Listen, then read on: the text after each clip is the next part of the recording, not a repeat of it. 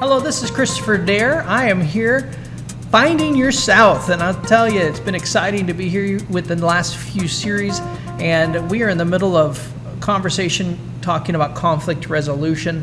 Finding your South has to do with you discovering who you are. I share some of my principles, some of the things that motivate me, but in the very end, I hope these challenge you to stop, think, process, and come up with something for you. But I want to jump right into this and make sure you really challenge yourself. And I have 4 different questions for you to ask yourself. The first one is, what do you see? When you come up to conflict, what do you see? Now, first of all, I want you to know, if you see all red, you need counseling. So when I say that, if you just find yourself angry at everything, then you might be the problem. And I'm not picking on you, and you might say, that guy just said that. Yeah, I did. So if you just, every time someone crosses your path, you're ready to go, I'd slow down. And you might have some personal things to walk through. But even what I'm going to talk to you about now will help some.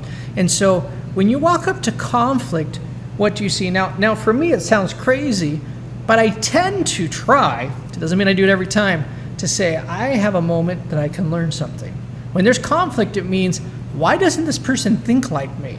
Now, I've been married a long time, and that's one thing that in my marriage, at this point, because my wife's so intelligent. My wife is awesome. If you got to meet her, you'd say, why did she marry that guy? Because she's that cool. But I'll tell you, when you stop and look at it, we have conflict often. This conflict comes and goes. And I say that, it doesn't mean we're mad at each other. It just means I don't agree with her and she don't agree with me.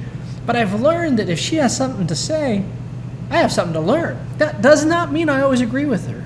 If you remember, the idea of resolution does not mean we have to agree. It means we have a path forward. And so when we talk about that in our diamond moments, and we really look and say, what are you seeing? It helps me because I know she's smart. I value her and I trust her opinion.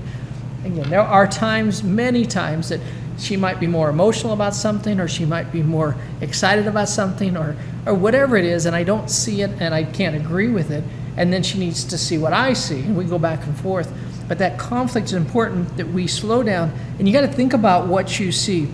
Now, the other thing is, if you've hired a bunch of people, so let's talk about your job. Let's say you have people that you have and they work for you, and you're sitting there in a board meeting or in a staff meeting, and you're finding some people disagree with the focus. Now, we tend to want to defend our decision. And why do you defend it? I just challenge yourself. Why are you defending something instead of trusting the people you have around you? Now, I think a couple things. One, you either have the wrong people around you, or you're not letting people do their process. See, if you hired me to come on your staff, I have a lot of different examples of leadership and things. I'm there to help challenge you to be the best, which means we're gonna have conflict, but it's healthy conflict. Now, we're not having conflict when it comes to ethics and morals, because we've already decided we agree together on the valuable parts of life. Now we're decision on what color to paint the bus. Those kind of things are conflict, but they should not make it where we can't work together. And so when you come, bring something to the table, what are you seeing? And again, I see opportunity. Either opportunity for you to grow and learn something new, or an opportunity for other people to understand you and your leadership. Just think, when you walk in a room and you find that people are not agreeing, what an awesome time to slow down everything and say, hey, let's have a meeting together. We really need to look at this and say, what is happening? Now, that means you take the time to communicate. That's one of the things that's crucial, is sometimes that moment of conflict that's happening is not because you even disagree. It just means that you stumbled over your communication of it. A lot of times, I find with people, we seem to have this conflict until we can get to the bottom base of it, and then we look at each other and say, we really are saying the same thing. We're just saying it differently. Imagine if the beginning of that conversation, you stopped and said, before we have this long, drawn-out conversation, can you tell me what you heard me say? I mean, you obviously, let's just say you're upset about it, and I want you to know I value you, so tell me back why you're upset and what you heard me say, because maybe I didn't mean to say it that way.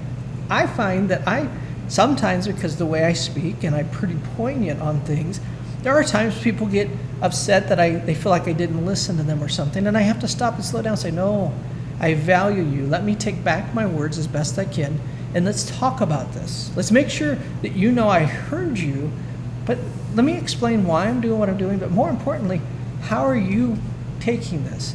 Again, it does not give away my leadership. It does not give away my authority to make a final decision, but it makes that authority stronger. It makes it to when I step up with a final decision, I have people who are backing me, not talking behind my back. See, a lot of times I see leaders come in with this idea, they throw it at everybody, people are mad, but then they get upset because I'm the boss, and because you're the boss, you move forward, and then you turn around when you need those people in place, because I guarantee if you're making a difference, you're going to need those people in place. You need your staff with you. You turn around and they're not there. Maybe there because they have to be, but not in spirit. They're not going to run through a wall for you. But if together you arrive at this place together of where you're going to go and you've worked through the problems, it's amazing how you're going to find each other. Next one, I would love to talk more about all these things, but we are going to get through these 4 points here today. Next one is the difference between value and tolerance. Now, I share this because our world has gone through so many different things when it comes to diversity, inclusion, and equity, and I'm not going down that lane. That's a whole nother conversation we could have. Some people hate those words, some people love those words, and some people don't even know what they mean. So I do know what they mean, but more importantly on anything, I want the bigger picture. When I'm talking to you, I do not tolerate you, I value you. There's a big difference in that. When I stop and listen to you, I want to hear what you have to say. And when we disagree, we're going to find a way forward. It does not remove my authority or your authority from a conversation, but it makes it to where I value you enough. Now, if we just walk into something, and let's say we have a conversation, and all you do is tolerate me long enough to get something done, that is not a job I ever want to get. And so we want to reframe this and make sure we're walking forward together. And so we don't have to agree in the very end to have resolution. That's why people use that word tolerant, because we're saying we're tolerating what people disagree with us.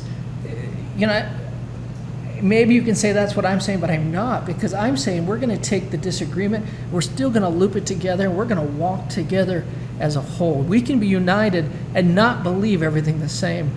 And that's where our country and different people are getting themselves in big trouble, because they think everyone has to agree with everything that's being said. Third thing, be secure. Now, I'll tell you what, being secure is an interesting thing when it feels like people are coming at you and they're saying, I see something different than you. But the first thing you should do, instead of getting defensive, is go back and visit, why do you believe what you believe? Now, if this is a core issue, then you can visit your foundation and you can come to the table and say, listen, I appreciate you guys don't say this, but how I value life or how I value honesty and integrity, this isn't going to work for me.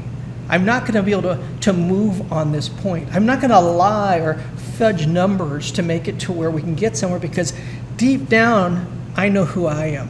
And I require that of the people I work with. And so we're going to be secure in who we are because of my foundation holds me in place. But there's a lot of decisions that people are standing up on and they're ready to bump chests over, and these diamond moments come and are ready to throw the diamond at somebody. And they're doing it over things, if you slow down enough, some of these decisions don't even matter that much. Matter of fact, when I do marriage counseling, it's very interesting. Usually the thing we're talking about has nothing to do with the real problem, because it's not really that important. They just found something they could finally stand on, that they could explain why they're feeling like they're feeling. And so when we slow down enough, we can get to the meat of it. But I would slow down and make sure that you can be secure on the right things. Maybe you don't have all the information, and maybe you need to humble yourself and say, you know what, I'm going to come back to the table. Let's explore this again. Let's put pause on this, and let's have a bigger conversation. So when you do stand up, you can be secure. Matter of fact, today in this day and age, we have a problem that most people don't know what they're talking about. They went on their phone and they looked on Google. That is their research. And they think that they have an answer and they know something because social media told them, or the news told them, or it said it on this line, or Wikipedia told them. You know, I want you to know that you have to do more research than that. And as you have that research, you still won't know everything, but at least you can come to the table and ready to talk about it. Matter of fact, I right now, I have a lot of questions more than answers when it comes to a lot of things we're walking through. I don't know. I just know the core of who I am.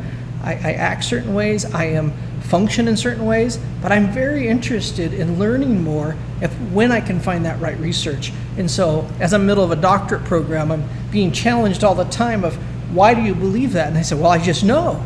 And they'll be like, that means nothing. You better go get your research so when you stand, you can be secure. My final thing I want to talk about here today is who leads you. Now this is important, and I'll tell you what, I'm probably going to dip into this next session as well, but who is leading you? And this is a crucial element, and today as you take all these things and you try to live it out, I want you to just pay attention. When you walk in the room and you have someone who works for you and they walk in and they say something wrong, and then all of a sudden you're mad for the rest of the day. Who's the leader? You or them? You see, if all of a sudden their actions made it to where I had a bad day, I think they're your leader. Now you might be like, no way. I'm telling you, I see this all the time.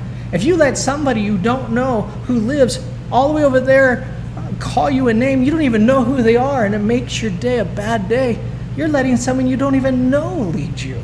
So when it comes to conflict, make sure that the people who gets to speak into your life, there really are people who should. You know, and this is where social media is a big problem. Again, we're going to spend a lot of time on this one subject on our next time together. So I'm Kristopher Dahir. It's been so great being with you. Just again, I want to say thank you for listening to our time together. Thank you to Lighthouse Coffee. It is so great to be here.